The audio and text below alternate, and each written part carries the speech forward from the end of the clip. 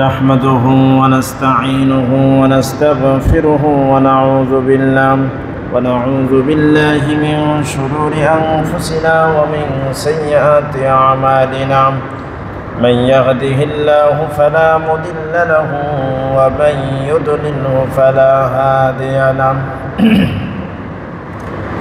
ونشهد أن لا إله إلا الله وحده لا شريك له ونشهد أن سيدنا وحبيبنا ومولانا محمدا عبده ورسوله الذي أرسله بالحق بشيرا ونذيرا وداعيا إلى الله بإذنه وسراجا منيرا فقد قال الله تعالى في كلامه المجيد وفرقانه الحميد সকলে জবান খুলে পড়েন আউযু বিল্লাহি মিনাশ শাইতানির রাজীম বিসমিল্লাহির রহমানির রহিম আলিফ লাম মিম যালিকাল কিতাবু লা রাইবা ফীহি হুদাল লিল মুত্তাকিন ইন্নাল্লাহা ওয়া মালাইকাতাহু ইউসাল্লুনা আলান নবী ইয়া আইয়ুহাল্লাযীনা আমানু সাল্লু আলাইহি ওয়া সাল্লিমু তাসলিমা আল্লাহুম্মা সাল্লি আলা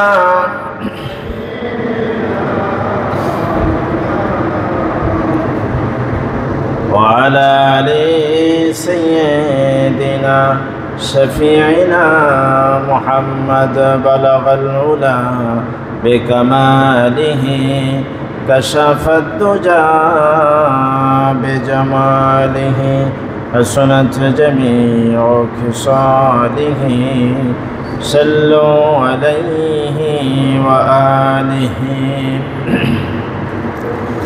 صلى الله عليه وسلم সম্মানিত মুসল্লিয়ান কিরাম, আল্লাহ সুবহানাহু ওয়া তাআলার দরবারে শুকরিয়া আদায় করছি যে আল্লাহ রাব্বুল আলামিন আমাদেরকে প্রতি জুমার ন্যায় আজকেও সলাতুল জুমা আদায় করবার উদ্দেশ্যে যথাসময়ে মসজিদে উপস্থিত হওয়ার তৌফিক দান করেছেন। এজন্য সেই মহান মুনিবের দরবারে শুকরিয়া আদায় করছি। আমরা পড়ছি আলহামদুলিল্লাহ, লক্ষ কোটি দুরুদ ও সালাম সৈয়দুল মুরসালিন, ইমামুল মুরসালিন, আশরাফুল আম্বিয়া মুহাম্মদ আরবি, যিনি আমাদের নবী, শ্রেষ্ঠ নবী মুহাম্মদুর রাসূলুল্লাহ সাল্লাল্লাহু আলাইহি ওয়াসাল্লামের প্রতি আল্লাহুম্মা সাল্লি আলাইহি আল্লাহুম্মা বারিক আলাইহি। সম্মানিত উপস্থিতি, আজকে 3 অক্টোবর 2025 খ্রিস্টাব্দ, 18 আশ্বিন 1432 বঙ্গাব্দ, 10 রবিউল সানি 1447 হিজরি। আজকে এই মসজিদে 140তম জুমার বয়ান পেশ করব ইনশাআল্লাহ। কোরআন আল কারীমের ধারাবাহিক তাফসিরের গত জুমাতে আমরা সূরা আল ফাতিহার তাফসির শুনেছিলাম।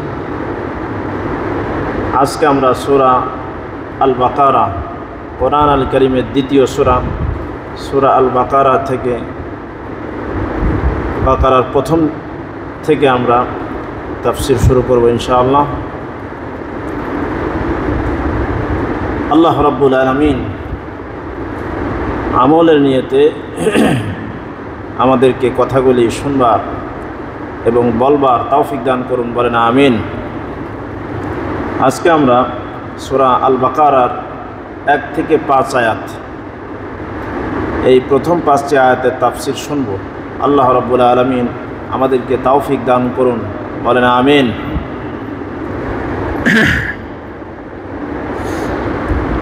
সূরা আল বাকারার প্রথম এই 5টি আয়াতে আল্লাহ রাব্বুল আলামিন মুত্তাকিদের পরিচয় তিনি তুলে ধরেছেন।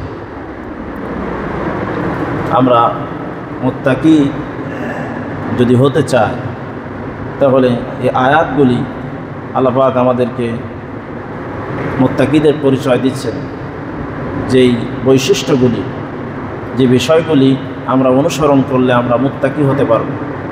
মুত্তাকিদের জন্য আল্লাহ রাব্বুল আলামিন দুনিয়াতে বরকত রেখেছেন, আখিরাতে জান্নাত রেখেছেন। বলেন সুবহানাল্লাহ। কোরআন আল কারীম, আমরা যে কোরআনের তাফসীর শুনব, কোরআন আল কারীম বিশ্বনবী মুহাম্মদ রাসূলুল্লাহ সাল্লাল্লাহু আলাইহি ওয়াসাল্লামের উপরে নাজিল হয়েছে আজ থেকে ১৫০০ বছর আগে। এই কোরআন আল কারীম যখন নাজিল হয় তখন এইভাবে কিতাব আকারে নাজিল হয় না। যখন যতটুকু প্রয়োজন তখন ততটুকু আল্লাহ রাব্বুল আলামিন নাজিল করেছেন। এই কোরআন আল কারীম এভাবে লিপিবদ্ধ হয়েছে কিভাবে? এই লিপিবদ্ধকে বলা হয় সংকলন। কোরআন আল কারীম সংকলন হয়েছে 3 বার। যেটা বলেন কয়বার? 3 বার। প্রথম সংকলন হয়েছে নবীজির যুগে। আল্লাহ রাব্বুল আলামিন যখন কোরআন আল কারীম নাজিল করতে লাগলেন, সে সময় কাগজ কলমের ব্যবহার ছিল না। সাহাবায়ে কেরাম বিভিন্ন চামড়ায়, বিভিন্ন পশুর চামড়ায় কোরআনের আয়াতগুলি লিখে রাখতেন, অথবা গাছের বাকলে, অথবা পাথরে। এই বিষয়গুলিতে, এই জিনিসগুলিতে কোরআন আল কারীমের আয়াতগুলি বিক্ষিপ্তভাবে লেখা হতো। যখন যতটুকু নাজিল হতো তখন ততটুকু লেখা হয়ে যেত। আমরা যেভাবে সূরা আল ফাতিহা থেকে সূরা নাস পর্যন্ত 114টি সূরা একটি কিতাবের মাধ্যমে পেয়েছি, সাহাবায়ে কেরাম তারা এরকম পায় নাই। কোনো সাহাবীর কাছে সূরা ফাতিহা, কোনো সাহাবীর কাছে সূরা বাকারা, কোনো সাহাবীর কাছে সূরা ফালাক, কোনো সাহাবীর কাছে সূরা নাস।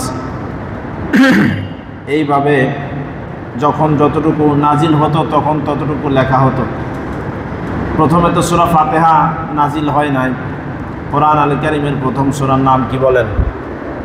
সূরা আল ফাতিহা। সর্বপ্রথম নাজিল হয়েছে সূরা আলাকের প্রথম 5টি আয়াত। এই প্রথম 5টি আয়াত লেখা হয়ে গেল। এরপরে যেটা নাজিল হয়েছে সেটা লেখা হয়ে গেল। এইভাবে রসুলের যুগ অতিবাহিত হলো। 30 পারা কোরআনই বিক্ষিপ্তভাবে বিভিন্ন সাহাবীর কাছে ছিল। রমজান মাসে জিবরাইল আলাইহিস সালাম নবীজির কাছে বছরের ভেতরে যতটুকু নাজিল হয়েছে সকল আয়াতগুলি, সকল সূরাগুলি বিশ্ব নবীকে জিবরাইল শোনাতেন। জিবরাইল নবীজিকে শোনাতেন, নবীজি জিবরাইলকে শোনাতেন। সাহাবায়ে কেরাম সাথে সাথে মুখস্থ করে নিতেন। লেখার পাশাপাশি সাহাবীরা মুখস্থ করতেন। নবীজির যুগে 2 ভাবে সংরক্ষিত হয়েছে, একটা হলো মুখস্থর মাধ্যমে আর একটা হলো লেখার মাধ্যমে। নবীজির ইন্তেকালের পরে হযরত আবু বকরের জমানা আসলো। আবু বকরের জমানায় কাগজের ব্যবহার করা হলো। যত হাফেজ ছিল, হাফেজ সাহাবী এবং যাদের কাছে লেখা ছিল, এই সকলগুলি এক জায়গায় করে একটি কিতাব আকারে রূপ দেওয়া হলো আবু বকরের জমানায়। আবু বকর রাদিয়াল্লাহু আনহুর জমানার পরে হযরত উসমান রাদিয়াল্লাহু আনহুর জমানা যখন আসলো, উসমান রাদিয়াল্লাহু আনহু কোরআন আল কারীমের 7টি কপি তৈরি করলেন। আবু বকরের সেই কপি থেকে 7টি কোরআন বানালেন, 7টি কপি তৈরি করলেন। বিভিন্ন জায়গায় কোরআন আল কারীমের এই কপিগুলি পৌঁছে দিলেন।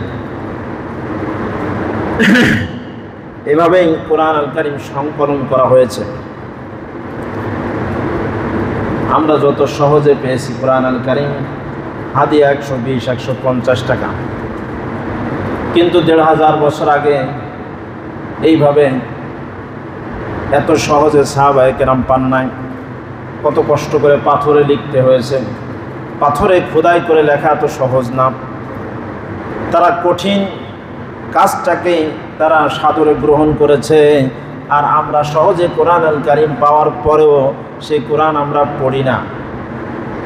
এর চাইতে হতভাগা দুর্ভাগা আর কে হতে পারে, যে কোরআন আল কারীম আল্লাহ রাব্বুল আলামিন সহজ করে দিলেন আর বললেন ওয়ালাকাদ ইয়াসসারনাল কুরআনা লিযিকর ফাহাল মিন মুদ্দাকির। আল্লাহ পাক বলছেন কোরআন আমি সহজ করে দিয়েছি। আল্লাহ পাক নিজে বলছেন কোরআন সহজ, সেখানে আমরা যদি বলি কঠিন। সাহাবায়ে কেরাম আপনাদের মতো 30 বছর 40 বছর 50 বছর তাদের বয়স ছিল। এমন না যে ছোট ছোট বাচ্চারা আমাদের যেমন মুখস্থ করে, সাহাবায়ে কেরাম তেমন ছিলেন না। কেউ ঈমান এনেছে 50 বছর বয়সে, কেউ ঈমান এনেছে 40 বছর বয়সে, কেউ ঈমান এনেছে 30 বছর বয়সে। বিভিন্ন বয়সের সাহাবীরা ছিলেন, তারা কোরআন আল কারীম পড়ার চেষ্টা করেছেন, মুখস্থ করার চেষ্টা করেছেন। সাহাবায়ে কেরাম তারা মুখস্থ করেছেন। আমরা যদি অজুহাত দেই, না শেখার চেষ্টা করি, বাংলা ইংরেজি শিখলাম কিন্তু কোরআন আল কারীম শিখলাম না, আল্লাহর কাছে যদি অজুহাত দেই ধরা খেয়ে যেতে হবে। আল্লাহ রাব্বুল আলামিন কোরআন আল কারীম নাজিল করতে লাগলেন, সাহাবায়ে কেরাম সংরক্ষণ করলেন। কোরআন আল কারীমের 7টি কপি তৈরি হলো। এরপরে আমরা যে সূরা আজকে শুনবো সূরা আল বাকারা। বাকারা অর্থ গাভী, বাকারা অর্থ কি বলেন? গাভী। অর্থাৎ এই সূরার ভিতরে গাভীর একটি ঘটনা আছে, যেই ঘটনাকে কেন্দ্র করে আল্লাহ রাব্বুল আলামিন সূরা আল বাকারা নামকরণ করেছেন। কোরআন আল কারীম 114টি সূরা, এই 114টি সূরার নাম আল্লাহ পাক নিজে নামকরণ করেছেন। এটা কোনো মানুষে এই নাম দেয় নাই। সূরা আল ফাতিহা এটা আল্লাহ পাক তিনি নিজে নামকরণ করেছেন। সূরা আল বাকারা, সূরা আল ইমরান, এভাবে যত সূরা রয়েছে 114টি সূরার নামই আল্লাহ পাক বরাদ্দ করেছেন। মুফাসসিরিনে কেরাম বলেন যে এই যে নামকরণ করা হলো, কিভাবে করা হলো, তার কয়েকটি ব্যাখ্যা দিয়েছেন। একটি ব্যাখ্যা হলো যে সূরার মধ্যে ব্যবহৃত শব্দকে নিয়েই সেই সূরার নামকরণ করা হয়েছে। নামকরণের প্রথম ব্যাপারটা হলো সূরার ভিতর থেকে শব্দ নিয়ে নামকরণ। যেমন কুল আউযু বিরাব্বিন নাস, সূরা নাসের ভিতরে নাস শব্দ আছে। সূরা ফালাকের ভিতরে ফালাক শব্দ আছে, কুল আউযু বিরাব্বিল ফালাক। আবার কাফিরুন সূরার ভিতরে কাফিরুন শব্দ রয়েছে, কুল ইয়া আইয়ুহাল কাফিরুন। এইভাবে সূরার ভেতর থেকে শব্দ নিয়েই সূরার নামকরণ করা হয়েছে। নামকরণের আরেকটি পদ্ধতি হলো যে সূরার ভিতরে শব্দ নাই কিন্তু বিষয়বস্তুর দিকে লক্ষ্য করে সূরার নামকরণ করা হয়েছে।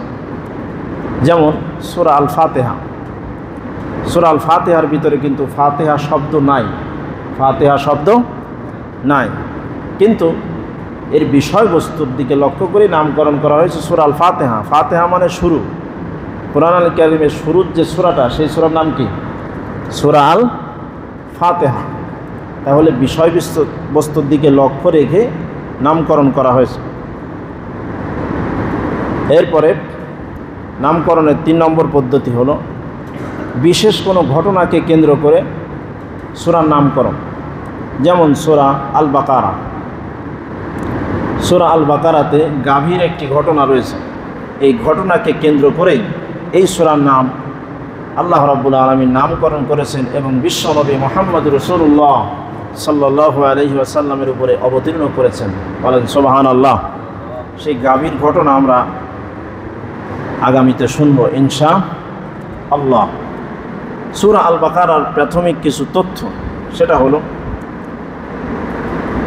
কোরআন আল কারীমের সূরা 2 ভাগে বিভক্ত। এক ধরনের সূরা হলো সূরা মাক্কি সূরা, আর এক ধরনের সূরা হলো মাদানী। জোরে বলেন কোরআন আল কারীমের সূরা কয় ভাগে বিভক্ত? 2 ভাগে। এক ভাগ হলো মাক্কি আর এক ভাগ মাদানী। মাক্কি বলা হয় যেগুলি হিজরতের পূর্বে নাজিল হয়েছে। আল্লাহর নবী মক্কা থেকে মদিনায় কি করেছিলেন? হিজরত করেছিলেন। হিজরতের আগে যত সূরা নাজিল হয়েছে, যেখানেই নাজিল হোক না কেন, হিজরতের আগের সূরাগুলি মাক্কি, হিজরতের পরের সূরাগুলি মাদানী।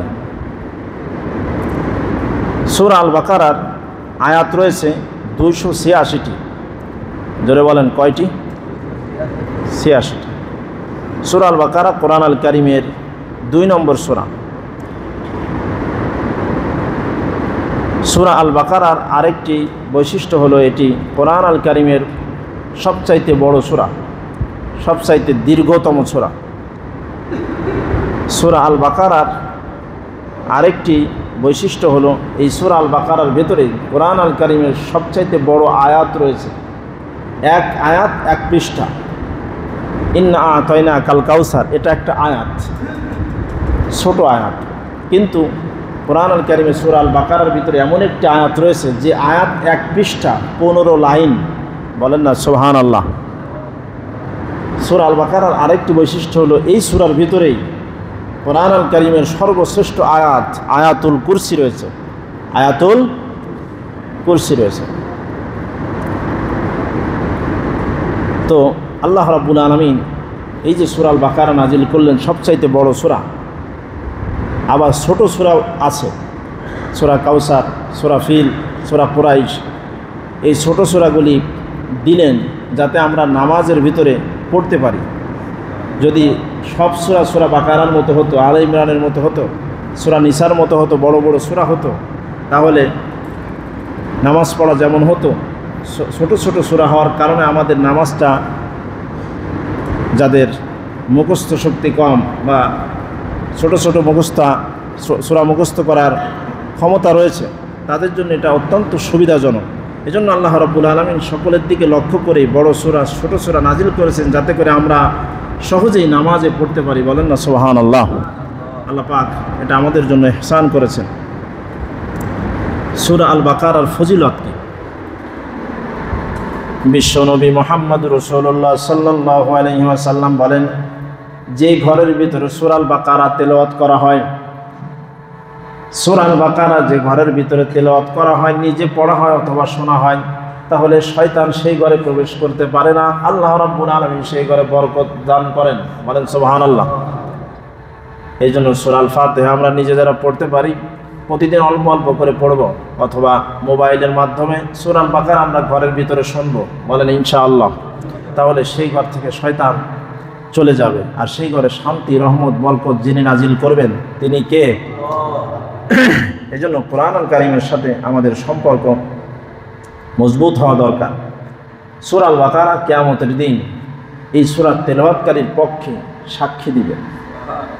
এজন্য সূরা আল বাকারা আমাদের তেলাওয়াত করা দরকার, আছে না নাই? আল্লাহ রাব্বুল আলামিন সূরা আল বাকারা আমাদেরকে প্রথম 5টি আয়াতে মুত্তাকি হওয়ার ব্যাপারে আমাদের কথা বলেছেন।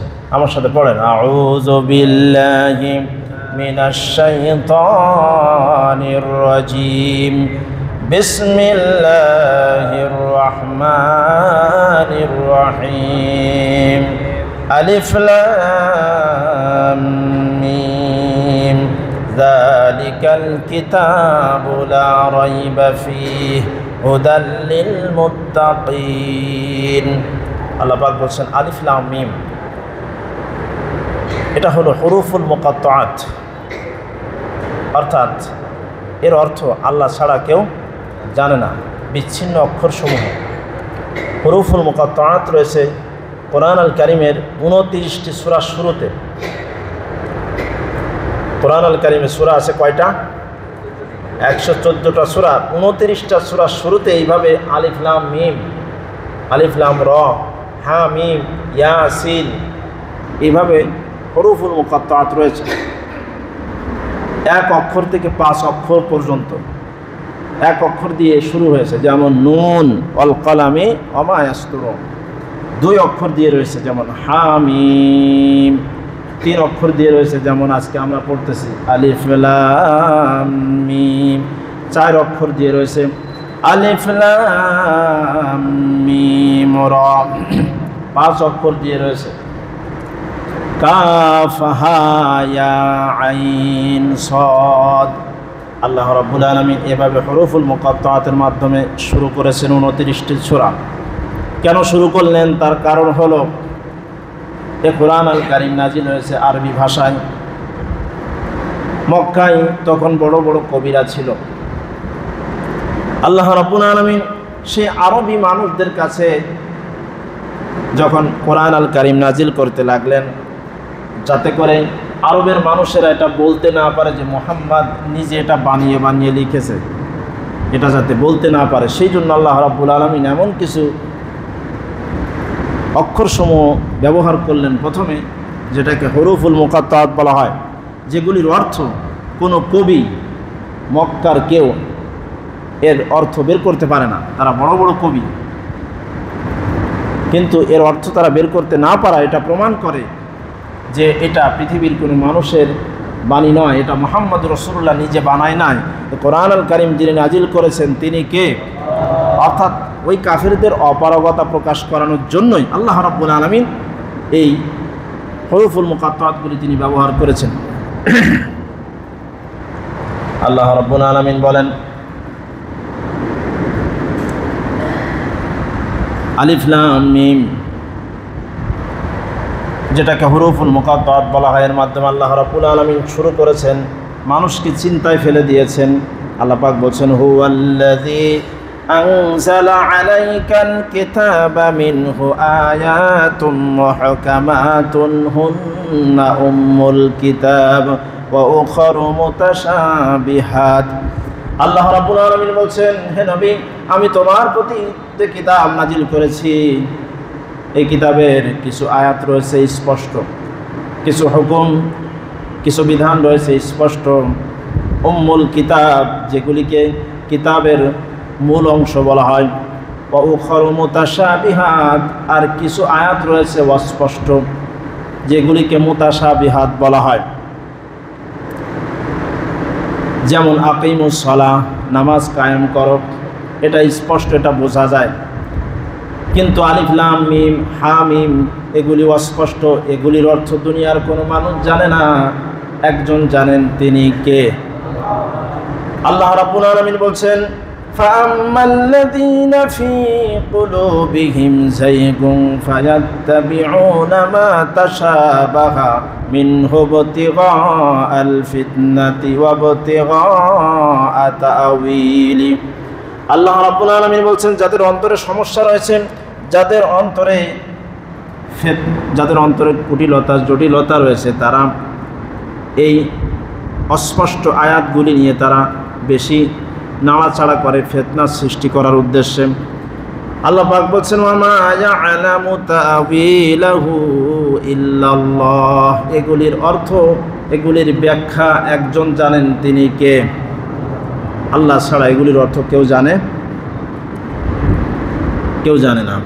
আল্লাহ রাব্বুল আলামিন বলছেন, ওয়ার-রাসিখুনা ফিল ইলমি ইয়াকুলুনা আমান্না বিহি।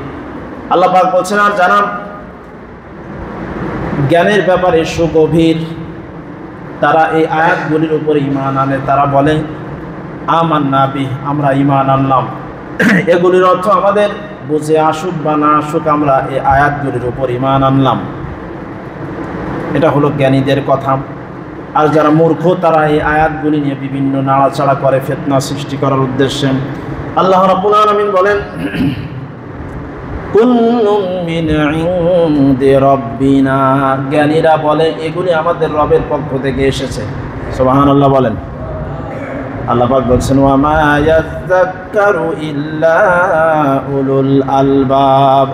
আল্লাহ পাক বলছেন, যাদের বোধ শক্তি রয়েছে তারা এই কিতাব থেকে তারা উপকৃত হতে পারে, শিক্ষা গ্রহণ করে তারা।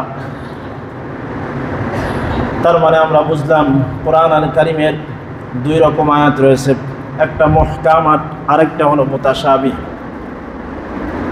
মুহকাম যেগুলি স্পষ্ট, আকিমুস সালাহ ওয়া আতুজ যাকাত, নামাজ আদায় করো, যাকাত দাও, এই বিষয়গুলি আল্লাহ রাব্বুল আলামিন স্পষ্ট করেছেন।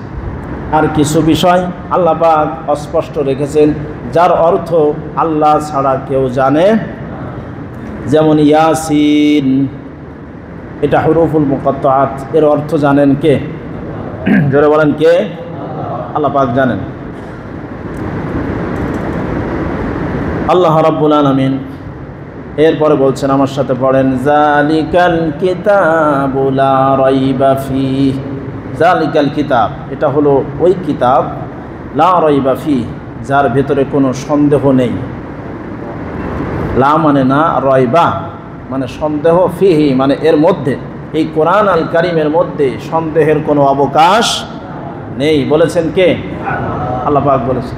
পৃথিবীতে একটি কিতাব ছাড়া যত কিতাব আছে সকল কিতাবের শুরুতে লেখা থাকে, আমার এই কিতাবে যদি কোনো ভুল থাকে তাহলে আমাকে জানাবেন, পরবর্তী সংস্করণে সংশোধন করে নেব। সমস্ত লেখকরা এটা লেখে এবং লেখা উচিত, কারণ প্রত্যেকটি মানুষ ভুলের ঊর্ধ্বে না, এজন্য লিখে রাখে।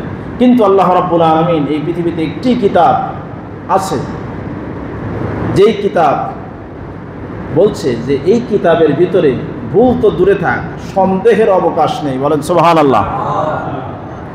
কারণ এই কোরআন আল কারীম কোনো মানুষের রচিত কিতাব নয়। এই কোরআন আল কারীম যিনি নাজিল করেছেন তিনি কে? আল্লাহ পাক শুধু এতটুকুই বলে ছেড়ে দেন নাই, বরং কোরআন আল কারীম আল্লাহ পাক 4 জায়গায় চ্যালেঞ্জ করেছেন। ধরে বলেন কয় জায়গায়? বলেছে এই কোরআনে ভুল আছে কিনা দেখো, ভুল ধরে দাও, ভুল ধরার জন্য তোমরা জিন এবং মানুষ এক জায়গায় হয়ে যাও। তারপরেও এই কোরআন আল কারীমের কোনো জায়গায় কোনো অসঙ্গতি, কোনো ভুল তোমরা খুঁজে পাবে না। সুবহানাল্লাহ বলেন। কাদেরকে চ্যালেঞ্জ করেছেন? সেই সময় আরবের বড় বড় কবিদেরকে। আমরা তো কোরআন পড়তেই পারি না, আর তারা আরবি ভাষার উপরে তারা কবিতা লিখতেন। কত বড় পণ্ডিত তারা ছিল। সেই পণ্ডিতদেরকে আল্লাহ রাব্বুল আলামিন চ্যালেঞ্জ করেছেন এবং কিয়ামত পর্যন্ত এই চ্যালেঞ্জ কোরআন আল কারীমে রেখে দিয়েছেন। তারাও পারে নাই, বর্তমানেও কেউ পারবে না, ভবিষ্যতেও কেউ পারার সম্ভাবনা আছে নাকি? আল্লাহ রাব্বুল আলামিন প্রথম চ্যালেঞ্জ করেছেন। আল্লাহ পাক বলছেন, যখন মক্কার লোকেরা এটা বলার শুরু করলো যে মুহাম্মদ এটা নিজে বানিয়েছে, নিজে লিখেছে, নাউজুবিল্লাহ বলেন, এটার সূচনা যখন হতে লাগলো, আল্লাহ রাব্বুল আলামিন চ্যালেঞ্জ করতে লাগলেন, মুহাম্মদ রাসূলুল্লাহ মানুষ, তোমরাও মানুষ, মুহাম্মদ সাল্লাল্লাহু আলাইহি ওয়াসাল্লাম যদি নিজে লিখতে পারে তাহলে তোমরাও লিখে দেখাও। আল্লাহ পাক বলছেন, কুল লা ইন ইজতামাআতিল ইনসু ওয়াল জিন্নু আলা আন ইয়াতু বিমিসলি হাযাল কুরআন। আল্লাহ পাক বলছেন, হে নবী তুমি ওদেরকে বলে দাও, মানুষ এবং জিনেরা তোমরা একত্রিত হয়ে যাও, একত্রিত হয়ে কোরআন আল কারীমের মতো একটি কোরআন তোমরা পারলে বানিয়ে দেখাও। এটা চ্যালেঞ্জ করছেন কে? আল্লাহ পাক বলছেন, লা ইয়াতুনা বিমিসলিহি ওয়ালাউ কানা বা'দুহুম লিবা'দিন যাহিরা। তোমরা যদি সকলে একত্রিত হয়ে যাও, জিন এবং সকল জিনেরা, সকল মানুষেরা যদি একত্রিত হয়ে একে অপরকে সহযোগিতা করো, তারপরেও এই কোরআনের মতো একটি কোরআন বানাতে পারবে না। সুবহানাল্লাহ। এই চ্যালেঞ্জ করেছেন আজ থেকে কয় হাজার বছর আগে, ১,৫০০ বছর আগে। এই ১,৫০০ বছর পরে বিজ্ঞানের যুগ, তারপরেও এই কোরআন আল কারীমের মতো একটি কিতাব কেউ বানাতে পারে? যখন একটি কোরআনের মতো কোরআন বানাতে কাফেররা ব্যর্থ হলো, আল্লাহ পাক আরও সহজ করে দিলেন। বলছেন, কোরআনের মতো কোরআন যেহেতু বানাতে পারো না, মাত্র 10টা সূরার মতো 10টা সূরা বানিয়ে দেখাও। আল্লাহ পাক বলছেন, আম ইয়াকুলুনা ইফতারা কুল ফাতু বিআশরি সুওয়ারিন মিসলিহি মুফতারায়াতিন ওয়াদউ মান ইসতাতা'তুম মিন দুনিল্লাহি ইন কুনতুম সাদিকিন। বলেন আল্লাহু আকবার। আল্লাহ পাক বলছেন, নবী তারা কি বলে কোরআন তুমি তৈরি করেছো, এটা বলে নাকি?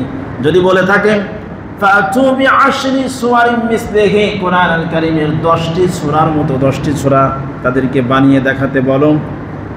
আল্লাহ পাক বলছেন, ওয়াদউ মান ইসতাতা'তুম মিন দুনিল্লাহ, আল্লাহ ছাড়া সকলকে সহযোগিতা করতে বলো। ইন কুনতুম সাদিকিন, তারা যদি তাদের কথায় সত্যবাদী হয়। তারা যে বলছে মুহাম্মদ রাসূলুল্লাহ এটা বানিয়েছে, আল্লাহ পাক বলছেন এমনটা যদি বলে, পুরো কোরআন না, মাত্র 10টা সূরার মতো 10টা সূরা বানিয়ে দেখাতে বলো। সুবহানাল্লাহ বলেন। 2 নম্বর চ্যালেঞ্জ। 3 নম্বর চ্যালেঞ্জ, আল্লাহ পাক কোরআন আল কারীমের বিভিন্ন জায়গায় এটা বলেছেন। 3 নম্বর চ্যালেঞ্জ করেছেন সূরা আল বাকারার 23 নম্বর আয়াত আল্লাহ পাক বলছেন, ওয়া ইন কুনতুম ফি রাইবিন মিম্মা নাযালনা আলা আবদিনা ফাতু বিসূরাতিন মিন মিসলিহি ওয়াদউ শুহাদাআকুম মিন দুনিল্লাহি ইন কুনতুম সাদিকিন। আল্লাহ পাক বলছেন, ওই কাফেররা যদি আমার কোরআন আল কারীমের ব্যাপারে সন্দেহ পোষণ করে, আমি আমার বান্দার উপরে যেটা নাজিল করেছি, মুহাম্মদ রাসূলুল্লাহর উপরে যেটা নাজিল করেছি কোরআন আল কারীম, এই কিতাবের ব্যাপারে যদি কাফেররা সন্দেহ পোষণ করে, তাহলে তাদেরকে বলো কোরআন আল কারীমের একটি সূরার মতো সূরা, মাত্র একটি সূরার মতো সূরা বানিয়ে দেখাও। সুবহানাল্লাহ বলেন। এই আয়াত নাজিল করার পরে আল্লাহ রাব্বুল আলামিন সূরা কাউসারের দুটি আয়াত নাজিল করলেন, আমার সাথে পড়েন, ইন্না আ'তাইনাকাল কাউসার ফাসাল্লি লিরাব্বিকা ওয়ানহার। এই দুটি আয়াত নাজিল করলেন। আল্লাহ পাক বললেন, হে নবী, কাবার যে কালো গিলাফ রয়েছে, এই গিলাফে এই দুটি আয়াত ঝুলিয়ে দাও, আর বড় বড় কাফের কবিদেরকে জানিয়ে দাও 3 নম্বর আয়াতটা কি হবে তাদেরকে বলে দিতে বলো। ওই কাফেররা অপারগতা প্রকাশ করল। একজন বড় কবি সে লিখে দিল নিচে দিয়ে, লাইসা হাযা মিন কালামিল বাশার, এটা কোনো মানুষের বাণী হতে পারে। আল্লাহ রাব্বুল আলামিন এভাবে চ্যালেঞ্জ করেছেন। 4 নম্বর চ্যালেঞ্জ আল্লাহ পাক বলছেন সূরা তুরের 34 নম্বর আয়াতে, ফালইয়াতু বিহাদিসিম মিসলিহি ইন কানু সাদিকিন। বিহাদিসিম মিসলিহি, তোমরা যদি পারো তাহলে কোরআন আল কারীমের একটি আয়াতের মতো আয়াত বানিয়ে দেখাও। সমস্ত কাফেরেরা ইতিপূর্বে তারা ফেল করেছে, বর্তমানেও কেউ পারবে না, ভবিষ্যতেও কেউ পারবে না। এজন্য এটা পৃথিবীর কোনো মানুষের তৈরি কিতাব না। এই কিতাব যিনি নাজিল করেছেন তিনি কে? আল্লাহ রাব্বুল আলামিন নাজিল করেছেন। আল্লাহ পাক বলছেন, জালিকাল কিতাবু লা রাইবা ফি, এটা হলো ওই কিতাব। জালিকা বলা হয় দূরের কোনো কিছুকে, হাজা কাছের জিনিসকে হাজা বলা হয়। যেমন এই কাছে আমার মোবাইল রয়েছে, মোবাইলের আরবি হলো জাওয়ালুন, তাহলে বলতে হবে হাজা জাওয়ালুন। কিন্তু দূরের কোনো বিষয় যদি হয় তাহলে বলতে হবে জালিকা। কি বলতে হবে বলেন? জালিকা। হাজা কাছে, জালিকা দূরে। তো কোরআন আল কারীম তো আমাদের হাতের কাছে, তাহলে এখানে জালিকা কেন বললেন? জালিকা বলার কারণ হলো, কোরআন যদিও আমাদের হাতের কাছে, কিন্তু এর আসল বাড়ি কাছে না, লাউহে মাহফুজে। বলেন না সুবহানাল্লাহ। লাউহে মাহফুজ কাছে না দূরে? 7 আসমানের উপরে আল্লাহ পাক লাউহে মাহফুজে এটা লিখে দিয়েছেন, লিখে রেখেছেন। এই কোরআন আল কারীম 30 পারা কোরআন লাউহে মাহফুজে সংরক্ষিত রয়েছে। আল্লাহ রাব্বুল আলামিন বলছেন, বাল হুয়া কুরআনুম মাজিদ ফি লাউহিম মাহফুজ। এটা হলো অতীব মর্যাদা সম্পন্ন কোরআন, আর এই কোরআন সংরক্ষিত রয়েছে লাউহে মাহফুজে। সুবহানাল্লাহ বলেন। তো এই জন্য জালিকা বলা হয়েছে। আল্লাহ পাক বলছেন, হুদাল লিল মুত্তাকিন, এই কিতাব মুত্তাকিদের জন্য পথ প্রদর্শন। যারা মুত্তাকি হবে তাদের এই কিতাব কাজে আসবে, আর যারা মুত্তাকি হবে না তাদের কাছে এই কিতাব তাদের কোনো কাজে আসবে না। এই কিতাব দ্বারা উপকৃত হবে তারা মুত্তাকি যারা। বলেন সুবহানাল্লাহ। মুত্তাকিদের 5টি গুণাবলী আল্লাহ পাক এখানে বলেছেন। কয়টি গুণাবলী বলেছেন বলেন? 5টি গুণাবলী।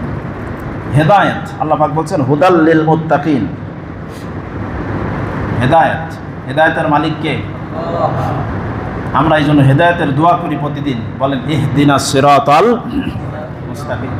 হেদায়েত মানে সঠিক পথে থাকা। এই হেদায়েতের একমাত্র মালিক আল্লাহ। এই পৃথিবীতে কেউ কাউকে হেদায়েত দিতে পারে না। হেদায়েত দিতে পারেন কে? নবী তার পিতাকে হেদায়েত দিতে পারে না। যেমন ইব্রাহিম আলাইহিস সালাম তার পিতাকে হেদায়েত দিতে পেরেছেন? পারেন না। নবী তার স্ত্রীকে হেদায়েত দিতে পারেন না, যেমন লূত আলাইহিস সালাম। নবী তার সন্তানকে হেদায়েত দিতে পারেন না, যেমন নূহ আলাইহিস সালাম। নবী তার চাচাকে হেদায়েত দিতে পারেন না, যেমন আমাদের নবীজি মুহাম্মদুর। আবু তালেব সে জাহান্নামী, জাহান্নামের 2টি জুতা তার পায়ে পরিধান করানো হবে। সে শুধু কালেমাটা পড়ে নাই, বাকি সব ভালো গুণাবলী তার ভিতরে ছিল। নবীজিকে পেলে পুষে বড় করেছে, শেল্টার দিয়েছে, কিন্তু ঈমান আনে নাই। কি আনে নাই বলেন? ঈমান আনে নাই। এজন্য হেদায়েত চাইতে হবে কার কাছে? এই আবু তালেব যখন মারা যায়, নবীজি সবচাইতে বেশি কষ্ট পেয়েছিলেন, চোখ দিয়ে পানি বের হয়েছিল। আল্লাহ রাব্বুল আলামিন কোরআন আল কারীমের আয়াত নাজিল করলেন, সূরা কাসাসের 56 নম্বর আয়াত। আল্লাহ পাক বলছেন, ইন্নাকা লা তাহদি মান আহবাবতা ওয়ালাকিন্নাল্লাহা ইয়াহদি মান ইয়াশা। আল্লাহ পাক বলছেন, ইন্নাকা লা তাহদি মান আহবাবতা, হে নবী তুমি যাকে পছন্দ করবে, যাকে ভালোবাসবে, তাকেই তুমি হেদায়েত দিতে পারবে না। তুমি যাকে ভালোবাসবে তাকেই হেদায়েত দিতে পারবে, বিষয়টা এমন না। বরং ওয়ালাকিন্নাল্লাহা ইয়াহদি মান ইয়াশা, হেদায়েতের একমাত্র মালিক কে? অর্থাৎ আল্লাহ পাক বোঝাচ্ছেন, তোমার চাচা যতই কাছের মানুষ হোক না কেন, হেদায়েতের মালিক তুমি না। হেদায়েতের মালিক হলেন একজন, তিনি কে? এজন্য হেদায়েত চাইতে হবে কার কাছে? আমরা প্রতিদিন নামাজের ভিতরে হেদায়েত চাই কার কাছে? আল্লাহর কাছে। আল্লাহ রাব্বুল আলামিন বলছেন, হুদাল লিল মুত্তাকিন, মুত্তাকিদের জন্য এই কিতাব হেদায়েত স্বরূপে কিতাব। এখানে আল্লাহ পাক মুত্তাকিদের জন্য হেদায়েতের কিতাব বলেছেন, কিন্তু কোরআন আল কারীম শুধু মুত্তাকিদের জন্য না।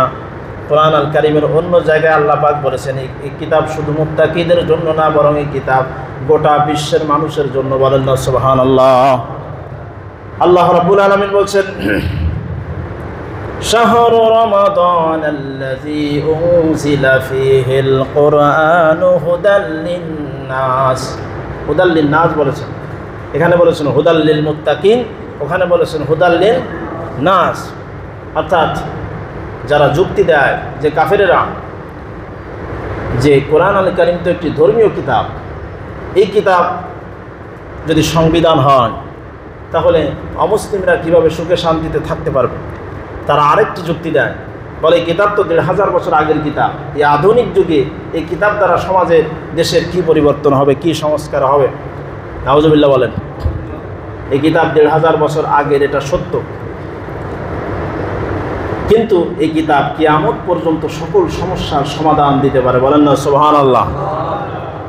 আরেকটি যুক্তির জবাব হলো, এই কিতাব তো ধর্মীয় কিতাব, এই কিতাব অমুসলিমরা শান্তি পাবে কীভাবে? আপনারা জেনে থাকলে বলেন, আমাদের মাথার উপরে যে সূর্য,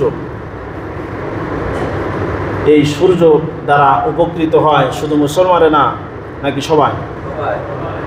সবাই। এই সূর্যের বয়স কত? বিজ্ঞানীরা বলছেন 460 কোটি বছর।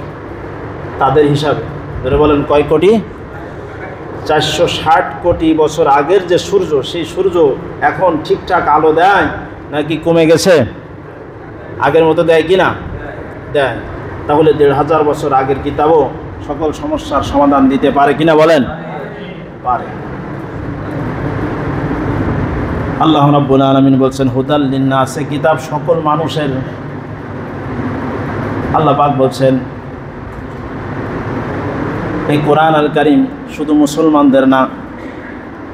আল্লাহ পাক যেমন সকলের আলহামদুলিল্লাহি রাব্বিল আলামিন, নবী যেমন সকলের, ওমা আরসালনাকা ইল্লা রাহমাতাল লিল আলামিন, এভাবে কোরআন আল কারীমও সকলের। যিকরুল লিল আলামিন, কোরআন আল কারীমও সকলের। আল্লাহ রাব্বুল আলামিন বলছেন যে কোরআন আল কারীম আমি নাজিল করলাম সকল মানুষের জন্য। কেন নাজিল করলাম? আল্লাহ পাক বলছেন, হুয়াল্লাযী আরসালা রাসূলাহু বিল হুদা ওয়া দীনিল হক লিইয়ুযহিরাহু আলাদ দীনি কুল্লিহি ওয়ালাউ কারিহাল মুশরিকুন। আল্লাহ রাব্বুল আলামিন তার নবীজিকে পাঠালেন। কেন পাঠালেন? নবীজির জীবনের মিশন এবং ভিশন ছিল সকল ধর্মের উপরে ইসলামকে বিজয় করা। ইসলামকে কি করা বলেন? বিজয় করা। অর্থাৎ ইসলাম শাসিত হওয়ার জন্য আসে নাই, বরং গোটা পৃথিবীতে ইসলাম শাসন করতে এসেছে। ইসলাম ধর্ম যিনি পাঠিয়েছেন তিনি কে? বিশ্বনবী মুহাম্মদ রাসূলুল্লাহ সাল্লাল্লাহু আলাইহি ওয়াসাল্লাম তার 63 বছর জিন্দেগি, 40 বছরে তিনি নবুয়ত প্রাপ্ত হয়েছেন। এরপরে নবুয়তের পরে 23 বছর তিনি সময় পেয়েছেন। আল্লাহ রাব্বুল আলামিন তার হাবিবকে 63 বছর জিন্দেগিতে জীবনের দুটি অংশ, একটা হলো কোরআন ছাড়া আর একটা হলো কোরআন সহ। একটা কি বলেন? কোরআন ছাড়া আর একটা কোরআন সহ। কোরআন ছাড়া যে জীবন সেটার নাম মুহাম্মদ ইবনে আবদুল্লাহ, মুহাম্মদ ইবনে আবদুল্লাহ। আর কোরআন সহ যে জীবন সেই জীবনের নাম মুহাম্মাদুর রাসূলুল্লাহ। এই মুহাম্মদ ইবনে আবদুল্লাহ যতদিন ছিলেন, যতদিন কোরআন আল কারীম নাজিল হয়নি, ততদিন পর্যন্ত তিনি মক্কার সমাজের কোনো জুলুম, নির্যাতন, বৈষম্য এগুলি তিনি দূর করতে পারেন নাই। নবুয়তের আগের 23 বছর, নবুয়তের পরের 23 বছর, এই দুটি জীবন সম্পূর্ণ আলাদা। কোরআন ছাড়া যে জীবন, এই জীবনের তিনি কোনো পরিবর্তন করতে পারেন নাই মক্কা। কিন্তু যখনই কোরআন আল কারীম নাজিল হলো, যখন মুহাম্মদ ইবনে আবদুল্লাহ থেকে মুহাম্মাদুর রাসূলুল্লাহ হলেন, তখনই পরিবর্তন আসতে লাগলো। মক্কা বিজয় হলো, রাসূলুল্লাহ প্রেসিডেন্ট হলেন। বলেন না সুবহানাল্লাহ। তার মানে কোরআন বিহীন, কোরআন ছাড়া যদি আমরা সমাজ সংস্কার করতে চাই, দেশ সংস্কার করতে চাই, পশ্চিমকালেও সম্ভব হবে না। পশ্চিমা অথবা দিল্লি কোনোটাই আমাদের সমস্যার সমাধান দিতে পারবে না। সমাধান দিতে পারবে একমাত্র মহাগ্রন্থ আল কোরআন, যেটা নাজিল করেছেন কে? আল্লাহ রাব্বুল আলামিন বলছেন, এই কোরআন আমি নাজিল করেছি, আমি রসুল পাঠিয়েছি, আমি দ্বীনে হক, সত্য ধর্ম তোমাদেরকে দিয়েছি, আলাদ দ্বীনি কুল্লি, সকল ধর্মের উপরে বিজয়ী হওয়ার জন্য, লিয়ুযহিরাহু আলাদ দ্বীনি কুল্লি, সকল ধর্মের উপরে ইসলামকে বিজয় করার জন্য আমি ইসলাম ধর্ম দিয়েছি, রসুল দিয়েছি, কিতাব দিয়েছি। ওয়ালাউ কারিহাল মুশরিকুন, যদিও মুশরিকেরা কষ্ট পায়। এজন্য আল্লাহ রাব্বুল আলামিন আমাদের নবীজিকে পাঠিয়েছিলেন মূলত ইসলামকে বিজয় করার জন্য। সেই মিশন এবং ভীষণ আমাদের ভিতরেও ধারণ করার তৌফিক আল্লাহ দান করুন। বলেন আমিন। যারা সুন্নাত পড়েন নাই সুন্নাত পড়ে নেন।